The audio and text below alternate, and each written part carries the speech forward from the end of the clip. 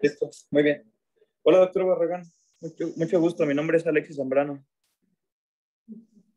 Hola, buen día, Alexis. Mucho gusto. ¿Doctora?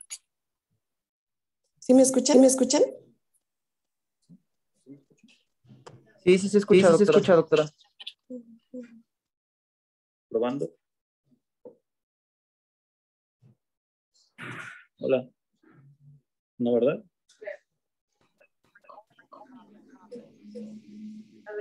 Habla. Hola. Ya.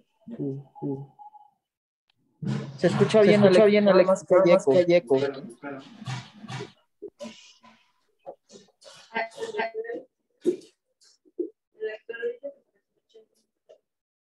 Entonces empiezo.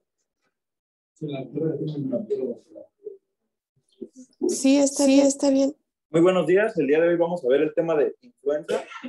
Soy Alexis Zambrano, residente de primer año de medicina interna. Y bueno, empecemos. La influenza, o mejor conocida como gripe, es una enfermedad respiratoria que puede ir desde leve a severa, desde un cuadro compatible con un resfriado común, que inicia con afección de la vía respiratoria superior, hasta una neumonía que puede causar un síndrome de distrés respiratorio agudo. La influenza se caracteriza porque además de síntomas respiratorios, se acompaña de síntomas sistémicos, los cuales son inespecíficos. La influenza es de gran importancia, ya que tiene propensión a brotes o epidemias estacionales o anuales, las cuales son de predominio invernal, pero tienen la capacidad de diseminarse con rapidez, de mutar genéticamente, intercambiar sus genes, lo cual produciría un nuevo virus y sería potencialmente pandémico. El agente etiológico es un virus ARN de la familia Orthomyxoviridae y se conocen tres principales tipos que afectan a los seres humanos: el tipo A, el tipo B y el tipo C. Existe otro tipo que es el tipo D, el cual solo se ha aislado en vacas y cerdos, pero también podría en un futuro afectar a los humanos. El virus A y el virus B son los que en mayor frecuencia infectan al ser humano y son los que nos enfocaremos más durante la plática. El virus C se ha asociado con enfermedades respiratorias también, pero son leves y afectan más a los animales. El virus B se ha aislado en algunas focas, pero todavía queda duda de si es reservorio en animales, pero actualmente solo sabemos que afecta a los humanos. Y el virus A puede infectar a gran diversidad de especies, incluso hasta 100 o más, y en ellas puede mutar y causar un nuevo virus que produzca una pandemia. Este tipo de virus están compuestos por segmentos de RNA de una sola hebra sencilla en sentido negativo que codifica de 9 a 13 proteínas. Los virus A y los virus B están compuestos por 8 segmentos. Los virus C están compuestos por 7. De estas 9 a 13 proteínas, dos nos van a dar el subtipo del virus, que es la hemaglutinina y la neuroaminidasa. La hemaglutinina y la neuroaminidasa son dos proteínas que se encuentran en la superficie del virus. La primera le sirve al virus para la adhesión a los receptores en el epitelio respiratorio, en otras células que tengan receptores para ácido siálico. Allí el virus se va a adherir y va a ingresar gracias a la hemaglutinina. Y la neuroaminidasa, una vez que el virus está infectando a la célula, replicó y produjo nuevos virus, va a necesitar la neuroaminidasa para salir de la célula. Además, previene la autoagregación de otros virus a esta misma célula. Aquí tenemos una imagen del virus A y B, el cual es un virus irregular, circular, que mide de 80 a 120 nanómetros. El virus está cubierto por una capa lipídica y tiene en su interior, como ya lo mencioné, de 7 a 8 segmentos de RNA de diferente tamaño. Cada uno de estos segmentos nos va a codificar diferentes proteínas, de 9 a 13. Aquí los tenemos enumerados del 1 al 8 para representar a cuáles proteínas son las que sintetizan principalmente. Existen, tres de ellos están destinados especialmente para sintetizar polimerasas, las cuales son la PB1, PA y PB2. Estos en la célula infectada se van a encargar de aumentar la replicación viral en la célula infectada, además de otras funciones para la respuesta antiviral del huésped. Después tenemos ahí el gen 4 que codifica para la hemaglutinina, el gen 5 que codifica para nucleopéptidos que se encuentran en la estructura de las cadenas de RNA, así como en las cadenas y en la polimerasa. La neuroaminidasa en el número 6, que es la otra proteína de superficie. La 7, que produce las proteínas de membrana, una proteína de membrana que funciona como un canal, y la otra que es la M1, que es la proteína de matriz. Esta proteína de matriz le va a dar estructura al virus. Y después tenemos el gen 8, que nos codifica para varias proteínas. Aquí no están en la imagen, pero nombraré alguna que es de importancia, que es la NS1, que sirve para la respuesta antiviral del huésped. La bloquea. Vamos a hablar más adelante de ello. Y bueno, nada más quiero comentar además que esas proteínas que observan en la periferia del virus son la hemaglutinina y la neuroaminidasa.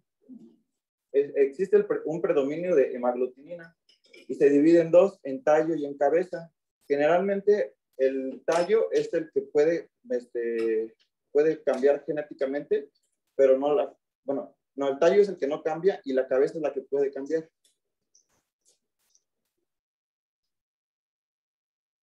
De los virus tipo A, encontramos diferentes subtipos. Existen 18 tipos de hemaglutinina y 11 tipos de neuroaminidasa. Esto lo hace especial, a diferencia de otros virus que no tienen tantos subtipos. Todos estos tipos de hemaglutinina y neuroaminidasa, la mayoría existen en los reservorios aviares. 16 de las hemaglutininas son reservorio natural de las aves y 9 de las neuroaminidasas. Como su genoma está segmentado, los virus pueden intercambiar algunos de ellos cuando dos virus tipo A de diferente tipo invaden a un mismo reservorio, ya sea un ave o un cerdo. Generalmente el cerdo, que es el que tiene la capacidad de tener virus humanos como virus aviares. Allí el virus, bueno, experimenta un cambio genético. Entonces, eso es lo que lo hace especial. La plasticidad de su genoma para modificar también epitopos inmunógenos. Como lo dije, la cabeza de la mamutrina puede ser modificada genéticamente. Además, lo que ya mencioné, que permite el intercambio o cambio antigénico. Salud. Y este virus es abundante en reservorios mamíferos y aviares. El virus tipo B se ha aislado principalmente en humanos. Se dice que puede existir en focas, pero actualmente solo tenemos dos tipos que infectan a los humanos. El virus de linaje Victoria y el virus linaje Yamagata. Esta forma en que se describe cada uno de los virus es la forma en que se describe en general a cada uno. O sea, ¿qué tipo de virus es en primer lugar? ¿En dónde se aisló por primera vez? No me acuerdo cuál es la segunda, y el año en que se encontró. Bueno, como ya lo dije, las infecciones por estos virus se presentan de dos maneras. La más frecuente es que se presenten de forma estacional, anual, o puede cada 10 hasta 50 años producir una pandemia. De la forma estacional es generalmente en los meses más fríos. En países templados se presenta así como brotes, pero es más difícil saber que la temporada de esta enfermedad estacional en climas tropicales, en los cuales se ha observado una actividad durante casi todo el año. Como lo dije, los brotes es en los meses más fríos, pero varía la temporada entre el hemisferio sur y el hemisferio norte. Esto nos ayuda para vigilar y ver qué cepa infecta a un hemisferio y en base a ella crear la vacuna para el resto del mundo, ¿no? Entonces es un valor predictivo para la composición que va a tener la vacuna, ya que esta debe de cambiar su composición, al menos un componente cada año. Y bueno, el brote típico es al principio del invierno, y dura aproximadamente 4 a 5 semanas en una localidad específica. ¿Vale? Ya en un país con más territorio varía. Bueno, la incidencia es una epidemia estacional, es recurrente, casi anual, puede tardar incluso hasta 3 años. En Estados Unidos, entre 2010 y 2017, se reportaron de 9.2 a 35.6 millones de infecciones y 140.000 a 710.000 hospitalizaciones por influenza. En el mundo, se estima que la tasa de infecciones va desde 3 hasta 5 millones de enfermedad grave. Y la tasa anual de una epidemia en una epidemia es de 5 a 10% en los adultos y mayor en los niños, de 20 a 30. Esto en la epidemia. La mortalidad va desde 290.000 a 650.000 muertes anuales en el mundo. La mortalidad se asocia principalmente a población de riesgo, los cuales son mayores de 50 años, pacientes que tienen enfermedades crónicas como pulmonares, cardiópatas, ya pulmonares o neoplásicas. El embarazo también se asocia, los nativos americanos y la obesidad mórbida, un índice de masa corporal mayor a 40. Pero todos estos datos de incidencia o de inmortalidad no son acordes a lo que realmente pasa, ya que hay muchos casos no reportados o no confirmados, y además existen países donde no hay un adecuado diagnóstico. Bueno, aquí tenemos como una un esquema en forma de pirámide donde vemos en la punta la pequeña proporción de casos de muertes confirmadas por la influenza. ¿Sale? Existen muchas otras defunciones que son por influenza y no son detectadas. Y no hablemos de los casos que existen de influenza en la comunidad, que ni siquiera acuden a atención médica y menos para confirmar el diagnóstico.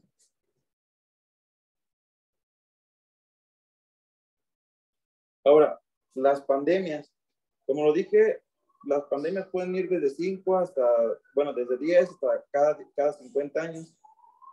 Desde 1918, que fue la primera pandemia reportada, conocida también como gripe española, que produjo más de 40. La gripe española, que fue causa de más de 40 millones de muertes, ha habido otras 4 grandes epidemias. Una en 1957. Perdón, estoy buscando esto. 1957, 1968, 1977 y 2009.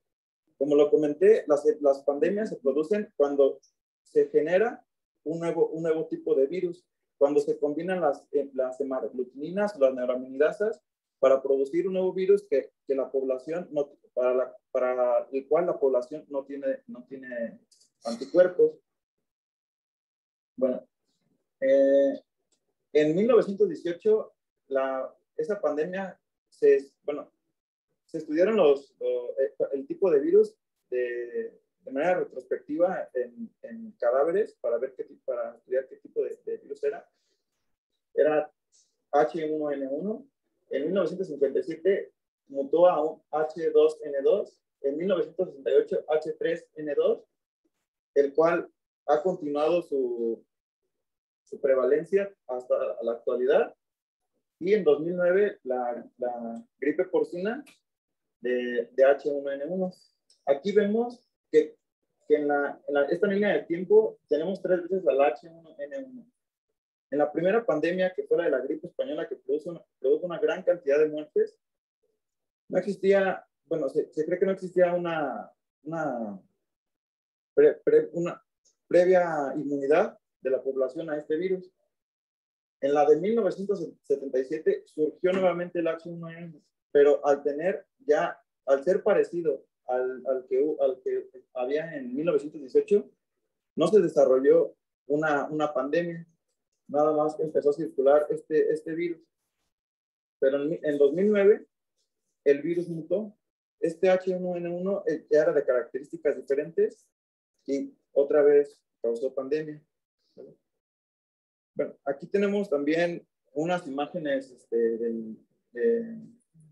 unos mapas para ver cómo ha sido la distribución del virus.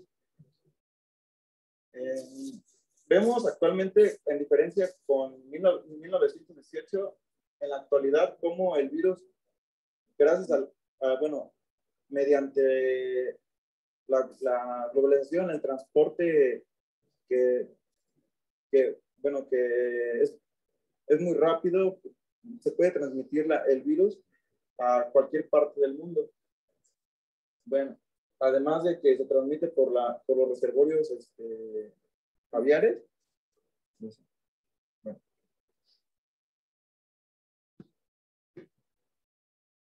Aquí tengo algunos datos más de ellos.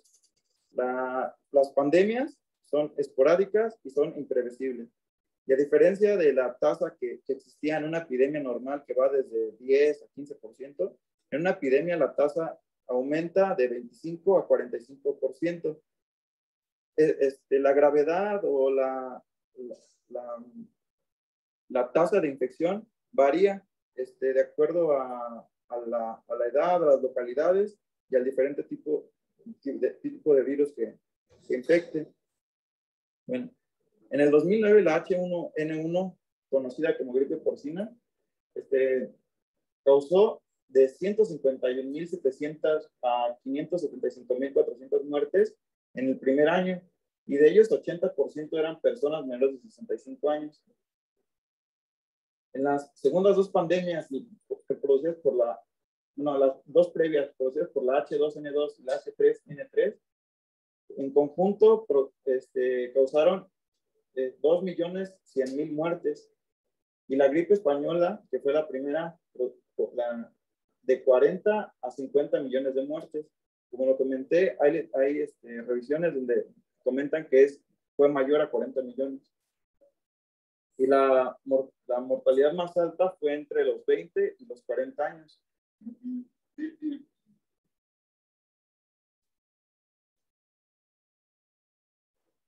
Existen algunas otras cepas de H1N1 que causan enfermedad en humanos, las cuales son la H5N1, H7N9, H3N2.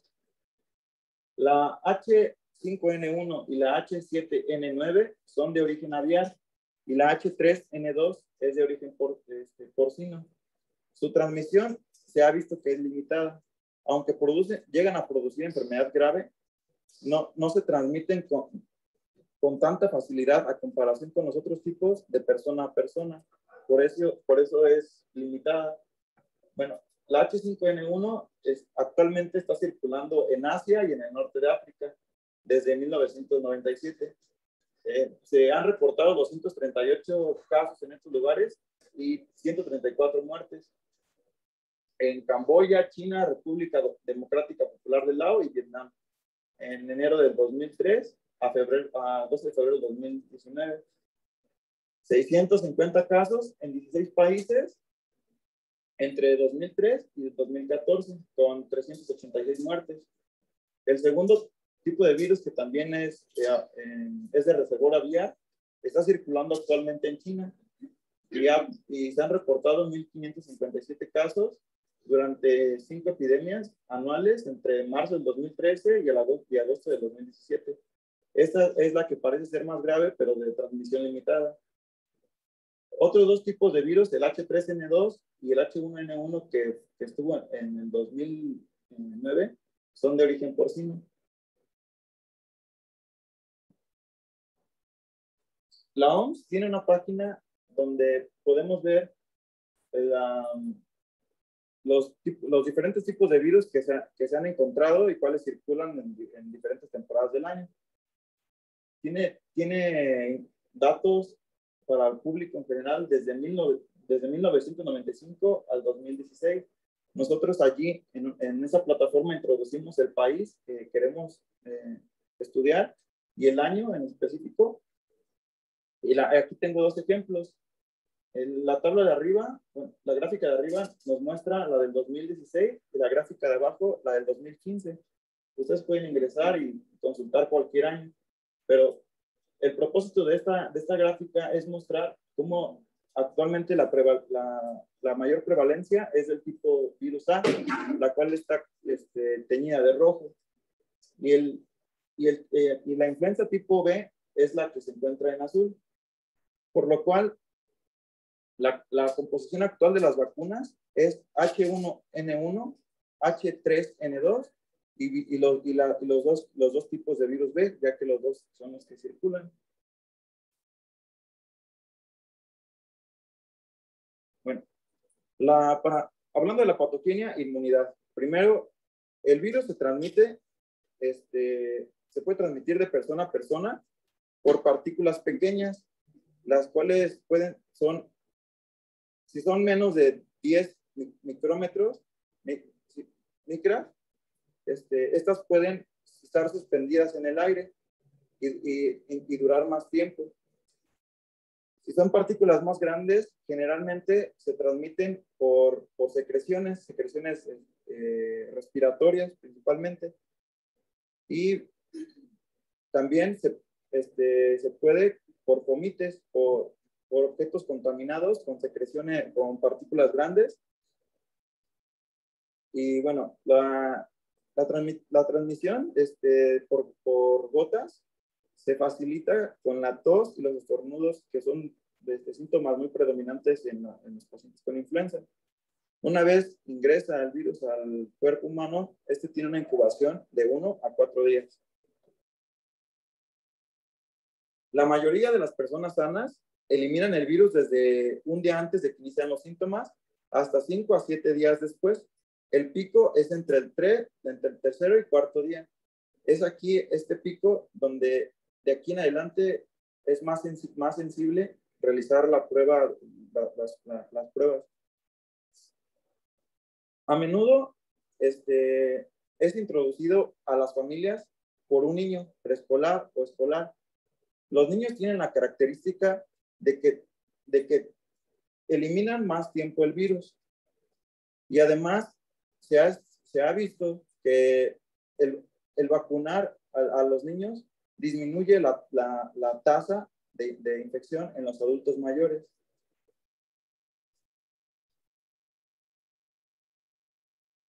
La diseminación y las cepas que circulan son documentadas y vigiladas por diferentes organismos como la OMS y la CDC.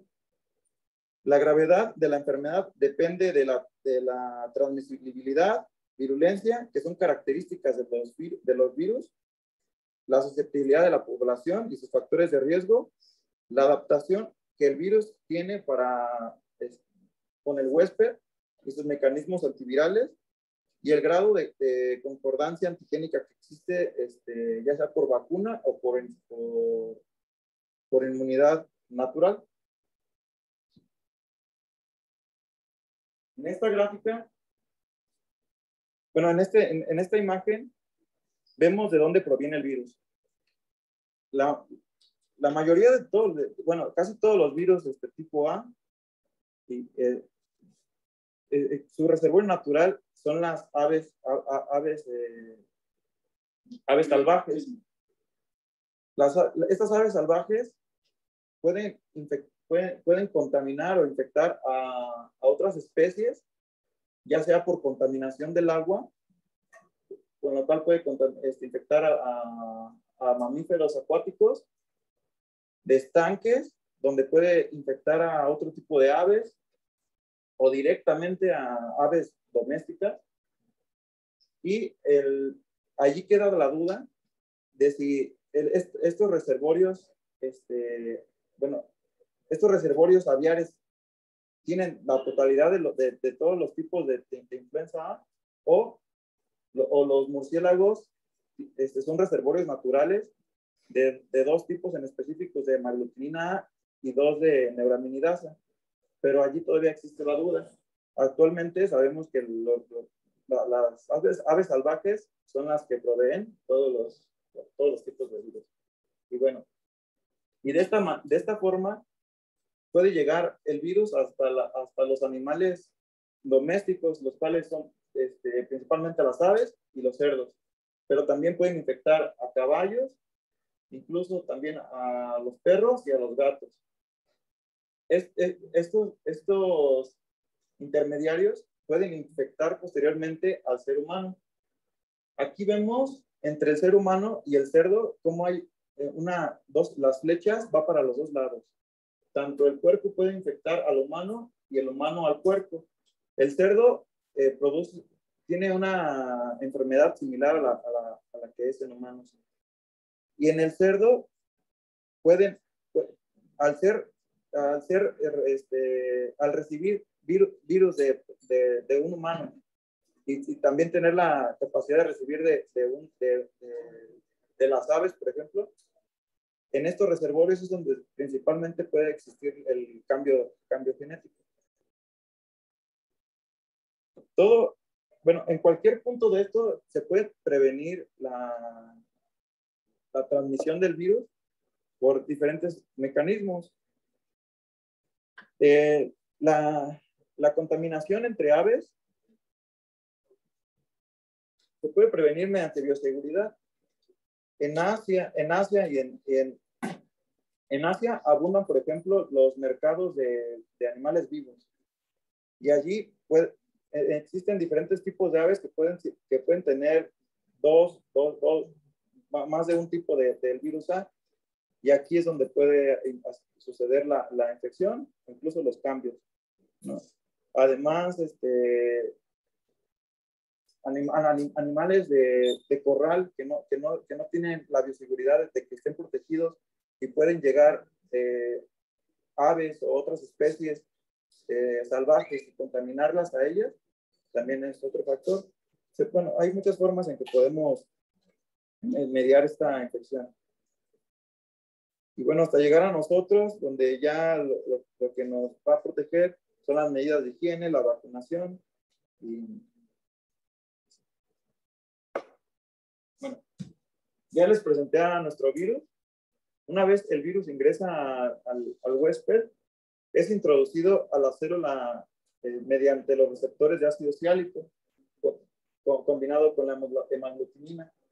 Entra absorbida por endocitosis. Entonces, después se rompe su capa lipídica y exporta todo el material genético hacia el núcleo. En el núcleo, estas cadenas de RNA simples en sentido negativo van a tener su transcripción mediante el RNA mensajero. El RNA mensajero va a salir del núcleo y va a favorecer la síntesis de todas las proteínas que necesita el virus para su composición. Después de ello, esas proteínas van a ser transportadas de nuevo por la RNA polimerasa para después ser,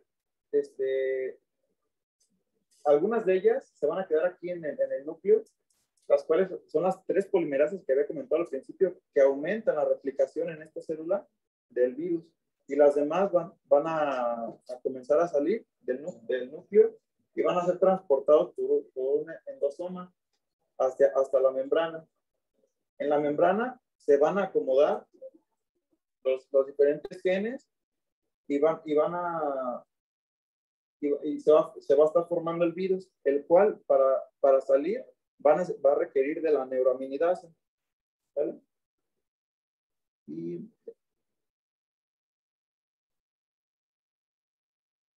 en esta imagen vemos las dos formas principales en que puede cambiar un virus. Primero, ya tenemos el ejemplo de que en un reservorio puede estar infectado por 2 diferentes tipos. Aquí tenemos un virus H3NX combinado con un H2N2, el cual llegó a infectar a una especie, y en esta especie tuvo un cambio que nos produjo el H3N2, pero además puede haber mutaciones puntuales de la hemaglutinina que nos modifican genéticamente la cabeza.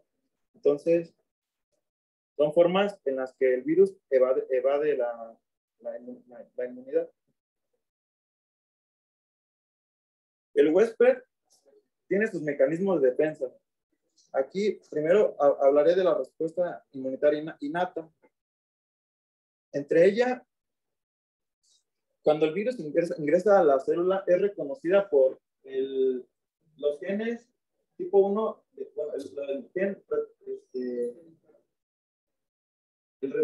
el gen inducido tipo 1 de retinoide, el cual reconoce al ARN viral y va a iniciar la cascada de señalización.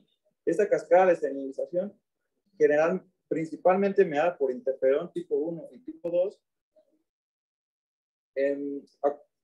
actúa de diferentes formas. Una es que estos interferones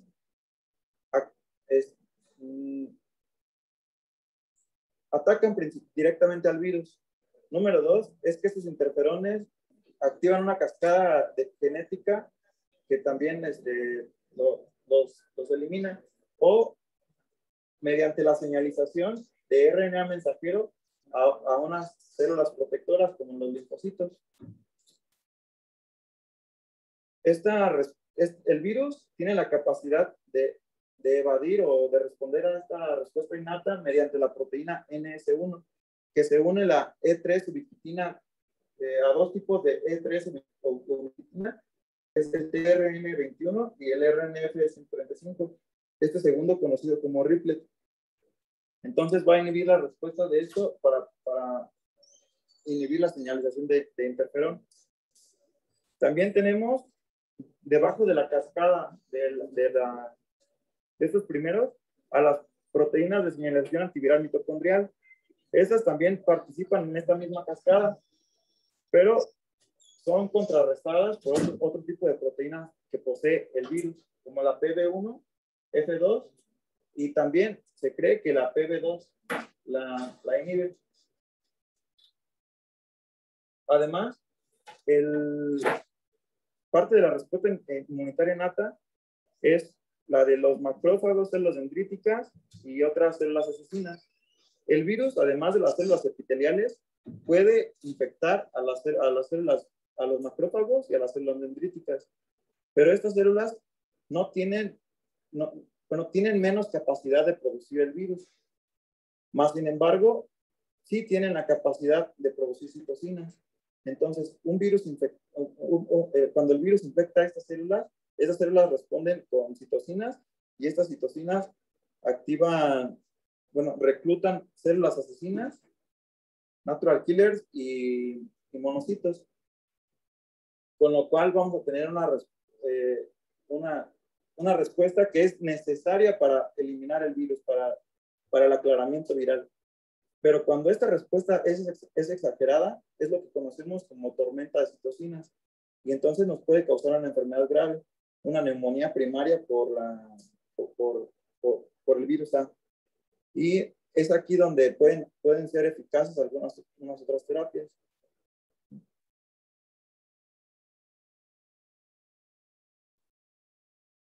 La respuesta adaptativa ahora, principalmente por las células T, las cuales están mediadas por anticuerpos,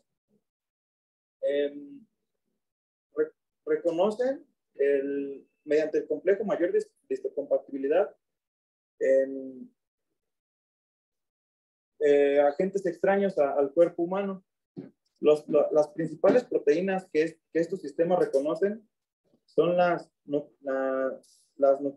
nucleoproteínas, las proteínas de matriz tipo 1 y las polimerasas contra las cuales actúan. Pero bueno, de la respuesta adaptativa tenemos diferentes líneas celulares, las CD8, las CD4 y los natural killers. Las células CD4 van a ser las que van a ir generando la memoria para producir anticuerpos específicos para el virus. Pero las células de CD8 van a ser las natural killers que van a ser necesarias para el aclaramiento viral, para la eliminación del virus en el huésped. Y bueno, básicamente es eso. Aquí tenemos dos gráficas donde comparamos una respuesta de una persona sana con una respuesta adaptativa normal, como la duración es menor en comparación a una persona que tiene, que tiene una respuesta decrementada. La duración de la enfermedad se prolonga, es mayor.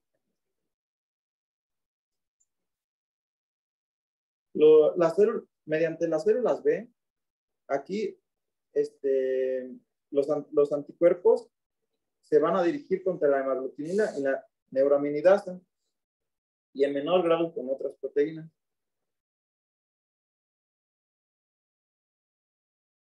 Bueno, eso fue de la patogenia. Ahora vamos a hablar de las manifestaciones. Generalmente los síntomas inician de 48 a 72 horas después de la exposición. En la mayoría de la población es leve a moderada y esta es autolimitada. Se caracteriza por síntomas generales o inespecíficos como fiebre alta, la cual es continua, más sin embargo puede ser intermitente y más por el uso de antipiréticos. Además de, bueno, estoy hablando de la fiebre. La fiebre suele tener su pico en las primeras 12 horas. Después tenemos los escalofríos, cefalea, mialgia, malestar y anorexia. Como síntoma respiratorio, los principales es la tos seca, el dolor de garganta, la congestión nasal caracterizada por estornudos y secreción mucosa de características hialinas. En los ancianos puede variar un poquito la presentación clínica, simplemente con un declive de la actividad basal y con inapetencia para tomarlo en cuenta. Aquí tenemos otra vez listados los síntomas. La duración media en población sana es de 3 días, es lo habitual, y es normal que pueda durar de 4 hasta 8 días. La tos es un síntoma recurrente en estos pacientes y persiste más allá de los 2 a 5 días de que terminaron los síntomas sistémicos o los inespecíficos. La convalecencia es de 1 a 2 semanas o incluso puede ser un poco mayor, y esto es normal. Se ha observado que en los deportistas de alto rendimiento existe un decremento en el nivel de desempeño al que tenían antes de la infección, de un mes o incluso más. Y bueno, pero la variación, la duración de estos síntomas varía entre cada epidemia, ¿sale? Y del tipo de virus que infecte también. Bueno, a la exploración se observa al paciente con fases enferma, lloroso, puede acudir con diaforesis o transpiración. Se va a observar que ingresa tosiendo, puede tener conjuntivitis y eritema faríngeo, el cual es de características difusas, como cualquier otra conjuntivitis, eritema faríngeo viral. Cuando produce neumonía, se pueden encontrar estertores diseminados, finos, o roncus y hasta sibilancias. Las mialgias o el dolor muscular se puede inducir con la presión, sobre todo en las pantorrillas y en los muslos. Y bueno, hablando de las complicaciones son más frecuentes en la población con factores de riesgo, como edad mayor a 65 años, pacientes inmunodeprimidos y las pacientes embarazadas. Las complicaciones pueden ser pulmonares o extrapulmonares, o si el paciente tenía una enfermedad crónica, esta se puede exacerbar por la infección. De las pulmonares, la influenza puede causar una neumonía primaria por el mismo virus o una neumonía secundaria, que es la superinfección bacteriana. También puede ser una combinación de estas y producir una neumonía mixta. De las extrapulmonares, está la miositis, la cual es mayor cuando es infección por virus tipo B, aunque es más raro todavía, pero también existe miocarditis y pericarditis. Otras son la encefalomielitis desmielizante aguda posinfecciosa, encefalitis mielitis transversa, el síndrome de Guillain-Barré, el cual se ha reportado que se asoció a pacientes que recibieron la vacuna, pero no está confirmado que esta sea la causa. Y el síndrome de Reye, un paciente infectado que además recibe aspirina. Aquí tenemos algunas imágenes, las 3 de neumonía primaria causada por influenza. Los síntomas son básicamente los que he comentado, son diversos y varían, algunos predominan en diferentes grupos de edad. Pero bueno, aquí nada más lo que nos importa más es la de los adultos. Son los que, se los dejo en la diapositiva. Acá los tenemos mejor esquematizados. Síntomas desde neurológicos, respiratorios, gastrointestinales y musculoesqueléticos, y también complicaciones de diferentes niveles. Son los que he comentado, así que continuamos.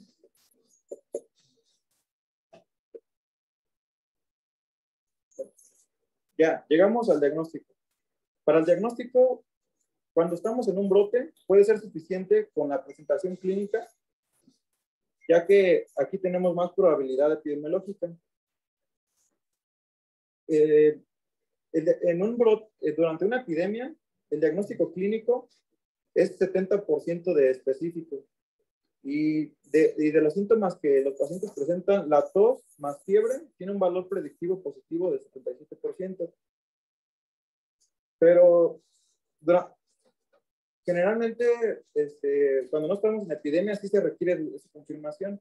Y cuando estamos en epidemia, su confirmación puede ser necesaria tanto para decidir el manejo, actualmente, por ejemplo, para discernir entre si es COVID o es influenza, para estar viendo la tasa de infección por influenza y que las instancias públicas de salud actúen, o para la vigilancia de las cepas que están circulando. Para el diagnóstico confirmatorio, podemos tomar muestras de orofaringe o nasofaringe. Las más específicas son las muestras tomadas con hisopo de la nasofaringe y a partir del día 3 o 4 del inicio de los síntomas. Esta muestra puede ser usada para cultivo viral, RT-PCR o pruebas rápidas. El estándar de oro es el cultivo viral y la PCR. Pero aquí, ¿de cuál usar? Cada uno tiene sus características. Una es que el cultivo viral tarda más y la PCR es más rápida, aunque es más costosa. Entonces aquí tienen ventajas y desventajas. Las pruebas rápidas son específicas, pero poco sensibles. Su sensibilidad va desde el 50 hasta el 70%. Y reconocen antígenos principalmente. Bueno, para el tratamiento, se recomienda que el tratamiento antiviral se reserve para pacientes graves o inmunocomprometidos en una temporada normal. Y en tiempos de pandemia, para tratar infectados o también para prevenir exposición. Aquí, bueno, tenemos un algoritmo de recomendación de a quién dar y a quién no dar. Primero, un paciente que tenga síntomas sugestivos de influenza o incluso un cuadro atípico o complicaciones de influenza. A esos pacientes, si están hospitalizados, se les da tratamiento. Si el paciente no está hospitalizado, pero tiene una prueba confirmatoria de influenza, también se le puede dar. Y más si está en los primeros 48 horas. Pero si el paciente tiene una baja probabilidad de influenza o el diagnóstico o el test sale negativo, no se recomienda el tratamiento. En general, las medidas que nos van a ayudar es el lavado de manos, el desinfectar continuamente a base de alcohol, cubrir la nariz y boca, el saludo de etiqueta, el estornudo de etiqueta y que una persona infectada se aísle, se quede en casa, así como el distanciamiento social entre la población. Para el tratamiento sintomático vamos a controlar la fiebre. Además vamos a rehidratar si es necesario y tratar las complicaciones, como puede ser muy prevalente la sobreinfección bacteriana, dar antibióticos exclusivamente cuando esta se encuentre presente. El tratamiento viral, de nuevo, se recomienda para un caso confirmado o un paciente del cual sospechamos que está infectado por influenza y además tiene factores de riesgo para enfermedad grave o ya tiene complicaciones de ella.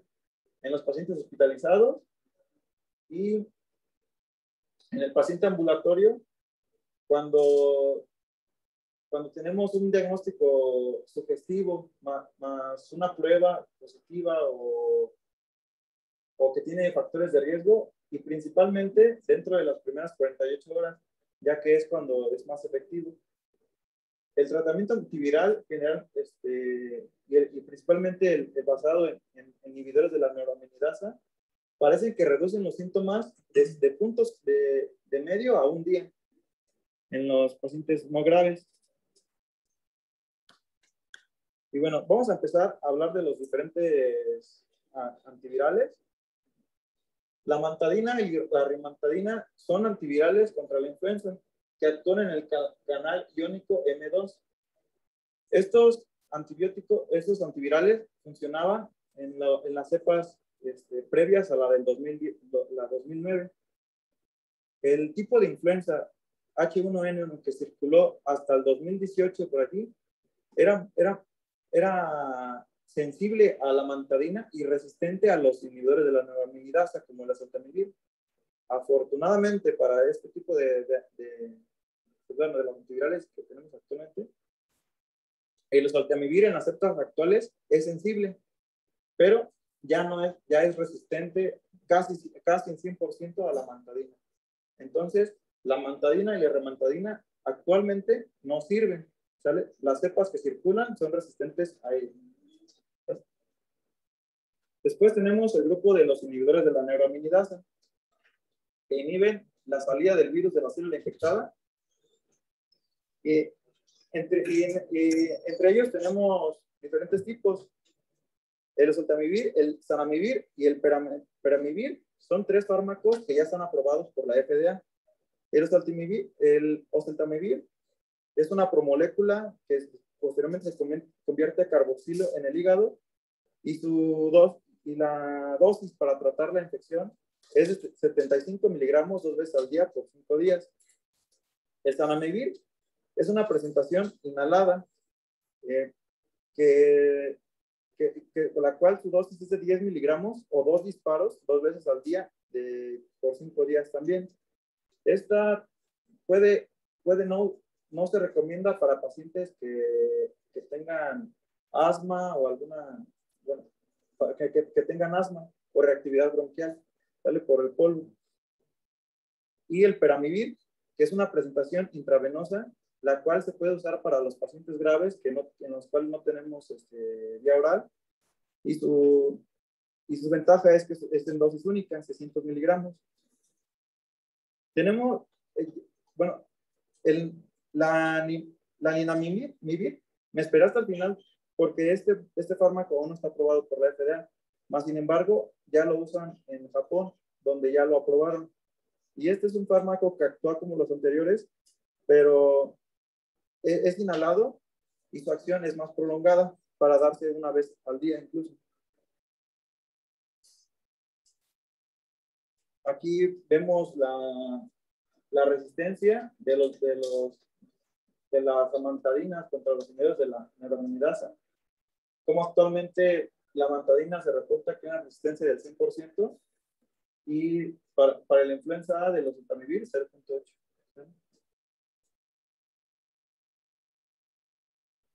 Se han investigado otros fármacos que actúan de diferente forma y más por el riesgo de que los virus puedan hacer resistencia. Pero aún no están, todos no están aprobados por la FDA. Su uso todavía no está recomendado en general. Tenemos el vapiravir, el cual es un inhibidor de la polimerasa. Tenemos el pidovivir, que previene la unión necesaria para la transcripción de RNA. El baloxavir, marboxil, que es un inhibidor de la endonucleasa dependiente de polimerasa. Y la nitazoxamida, que es un inhibidor de la maduración de la hemaglutinina. De estos, el que ya se está empezando a usar, que tiene más estudios y que se ha visto que funciona, es el baloxavir, marboxil, del cual se da una dosis única de 40 miligramos si el paciente pesa menos de 80 kilos. Y si pesa más de 80 kilos, le dan 80 miligramos en dosis única.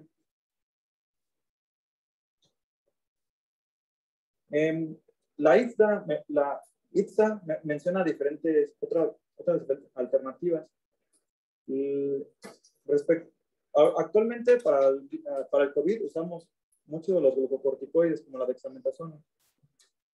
La IPSA nos menciona diferentes estudios donde se ha visto que en influenza aumenta la mortalidad, aumenta la duración de los síntomas y aumenta la probabilidad de que la enfermedad se agrave, por lo cual nada más aquí hago este comentario de que no se recomienda para los glucocorticoides para la influenza. El plasma convaleciente, sí ha demostrado efectividad en pacientes graves. Que puede ser usado para la tormenta de citocina. Pero así como la inmunoglobulina hiperinmune, todavía requieren de más estudios. Todavía no está 100% validada. Además, se están generando anticuerpos monoclonales contra la reacción del tallo de la hemaglutinina, que les recordaré, es la porción de la hemaglutinina que no sufre cambios, pero también todavía están en estudio. Eso fue para el tratamiento de una infección. También, por otro lado, tenemos la profilaxis. Como bien sabemos ya, para la influenza existe vacuna. Y la profilaxis puede ser desde un paciente con 6 meses de edad en adelante. La inmunización suele ser anual, una vez al año. Y ya vimos que debe de estar adecuada para las cepas que circulan en el momento. Después, pero también se puede dar profilaxis antiviral. Esto es principalmente en brotes institucionales, unidades de trasplantes o neonatales. Esto es después de exposición con alto riesgo de complicación. Se da después de la exposición o cuando el paciente acaba de ser vacunado en las primeras 2 semanas, ya que el paciente no tiene inmunidad. Si ya tiene más de 2 semanas, ya no se recomienda la profilaxis antiviral. Y si es de bajo riesgo, claro. O las personas que no fueron vacunadas y son de alto riesgo. También cuando existe inmunocompromiso,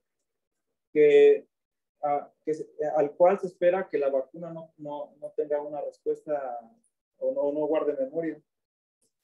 Como en el VIH, cuando tenemos una cuenta de CD4 muy baja.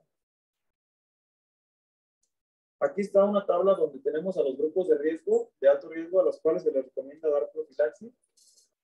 Bueno, los niños de 6 a 59 meses de edad, adultos de mayor o igual a 50 años, las personas que tienen enfermedades crónicas, inmunodeprimidos, mujeres embarazadas o que planean embarazarse,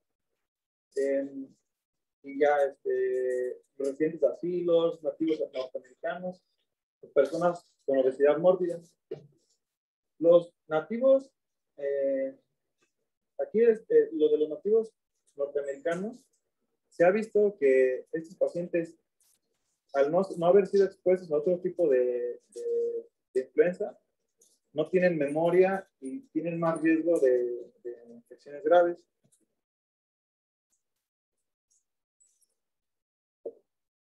Para la profilaxis, se puede usar el oseltamivir y el zanamivir. Y la dosis, a diferencia para el tratamiento, que es 2 veces al día, en profilaxis va a ser 1 vez al día. Y la duración del tratamiento profiláctico es hasta 7 días de la última exposición a un paciente infectado o en centro de atención. Mínimo se debe de dar 2 semanas y hasta 7 días después del inicio de los síntomas del último paciente. Aquí en esta tabla vemos la posología de los diferentes medicamentos a diferentes grupos de edad. La dejo para que la revisen más adelante.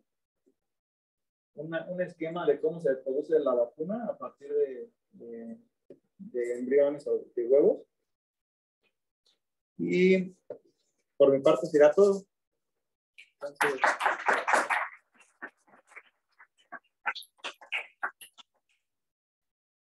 ¿alguna duda? ¿Algo que nos pueda apoyar, doctora?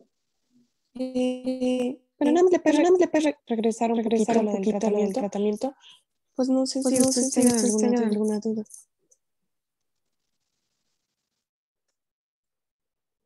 Compañeros, ¿alguna duda?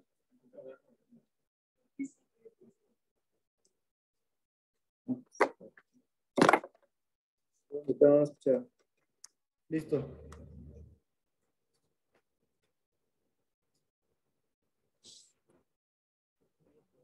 Nada más, de lo que revisaste, ¿Sí diga? o sea, O sea, ¿cuál es el tratamiento? El tratamiento De todos los que es mencionaste. con inhibidores de la neuraminidasa. Pues el tamivir, zanamivir, o existe un tratamiento intravenoso. O también tenemos el Volaxavir, Marboxil. Pero bueno, aquí pongo la diapositiva con los inhibidores de la neuraminidasa.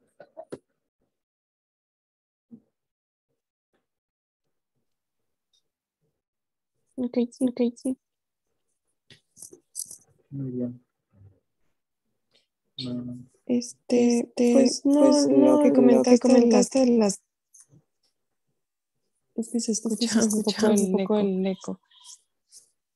¿Alguien tiene prendido? Lo que comentaste de las características del virus, nada más recordar que en el caso de influenza sí hay más riesgo de infección bacteriana, ¿no? Entonces sí hay que sospecharla. Sí, está.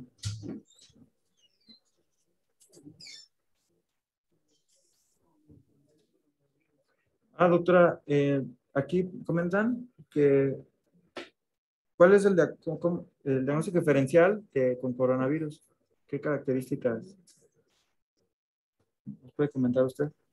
De hecho, cuando es que te digo que escucho el eco, me escucho muy rara. De hecho, incluso desde creo que diciembre del año pasado, sacan hasta unos cuadritos acerca de las diferencias en los síntomas. Recuerden que influenza sí da un poquito síntomas más sistémicos, a diferencia de coronavirus. La imagen radiológica también es diferente. Ustedes han visto ahorita los pacientes con COVID, que es más vidrio deslustrado, bilateral, periférico. Y sí es diferente.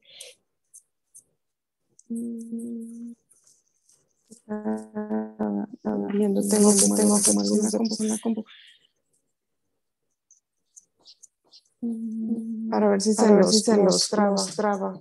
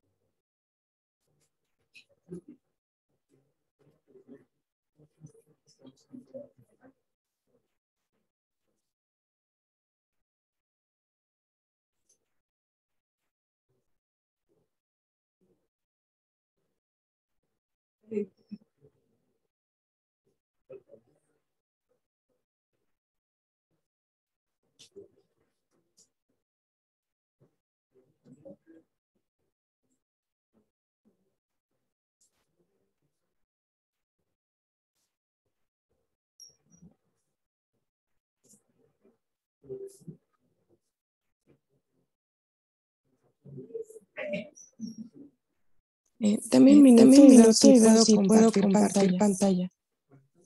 Sí. ¿Alguien puede poner el sonido? Sí, doctor.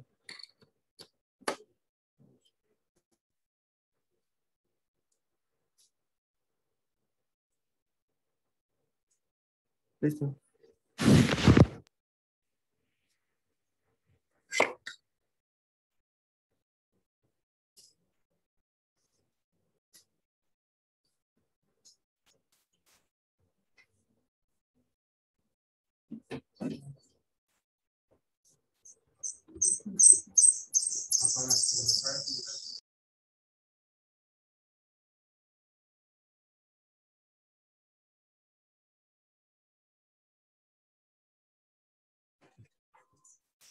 Listo.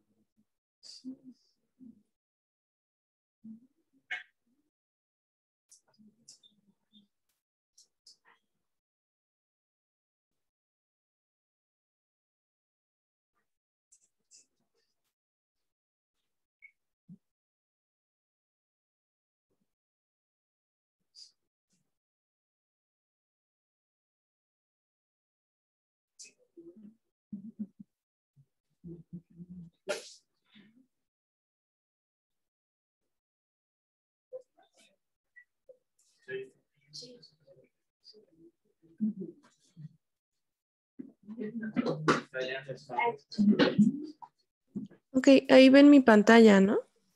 Sí. Ok, entonces yo les decía, justo cuando sale esto de COVID, intentan hacer un poquito las diferencias. Este, mm, yo siento que conforme también vas viendo un poquito más de pacientes, vas como que intentando diferenciar un poquito más entre estas dos entidades. Entonces, en teoría te dicen que la influenza te da como síntomas un poquito más sistémicos, que puede ver más como ataque al estado general, que en el caso de COVID la tos pudiera ser más seca y en influenza pudiera ser más productiva. Em, Otras diferencias es que en el caso de COVID, realmente lo que nos llega a preocupar, y ustedes saben, son aquellos pacientes que llegan a tener algún compromiso en la saturación. Y una característica también es esto de lo que se ha llamado como hipoxemia feliz, ¿no? Entonces, estos pueden cursar con hipoxemia y no tener tantos datos de dificultad respiratoria. pero en general en influenza es como, como síntomas más sistémicos, es decir, como un cuadro parecido a un cuadro gripal, pero mucho más acentuado. Y en COVID casi siempre puede predominar un poquito más la tos, que es de característica que es un poquito más seca. Hay otros síntomas que pudieran aparecer, como esto de la pérdida de la percepción de olores y sabores, que es menos frecuente, por ejemplo, en influenza. Y les digo, el cuadro de influenza en teoría es como un cuadro gripal con mialgias, artralgias, cefalea, rinorrea, odinofagia, pero como que mucho más acentuado. Y creo que aquí había puesto que también radiológicamente, o sea, en el caso de influenza, sí podemos ver un poquito un patrón más de incluso de consolidación. A diferencia de lo que hemos visto en COVID, ustedes han visto que es más el vidrio deslustrado, bilateral, periférico, así como que en la región subpleural. En el caso de influenza sí podemos, y sobre todo si está con una infección bacteriana sobreagregada, sí se pueden ver patrones tomográficos que sean un poquito más de consolidación. Y obviamente las pruebas, ¿no? O sea, diagnósticas. No sé si... Excelente, doctora. Gracias. Ahora, creo que no recuerdo, del tratamiento. Pues nada más también recordar que sí se tiene que iniciar de manera oportuna. Pues lo ideal es desde el inicio de los síntomas, para el caso de influenza, en las primeras 48 horas. Y pues sí existe como controversia, de hecho sí hay revisiones acerca del uso, por ejemplo, de estos de inhibidores de neuraminidasa, si tienen como algún impacto relevante en desenlaces como mortalidad y aparentemente no. Pero bueno, lo que se sugiere es que una vez hecho el diagnóstico, el tratamiento se empiece lo más temprano posible. Muy bien. Gracias. Bueno, doctora, ya no hay más dudas. Gracias por estar con nosotros. Ya me parece que es la última clase del módulo de neumología. Sí. El doctor Luis tuvo que entrar a COVID. Doctora Barragán, soy la doctora Escarela. Hola, le doctora. agradezco mucho el apoyo Ay, muchas gracias. Que nos dio para todas estas clases y conectarse a esta hora sobre todo. Sí, doctora, a ustedes muchísimas gracias por la invitación. No, pues de gran ayuda para nosotros. Gracias, bye. Gracias, hasta luego. Es la última clase, te agradecemos. Gracias, doctora. Bye. Sí, hasta luego.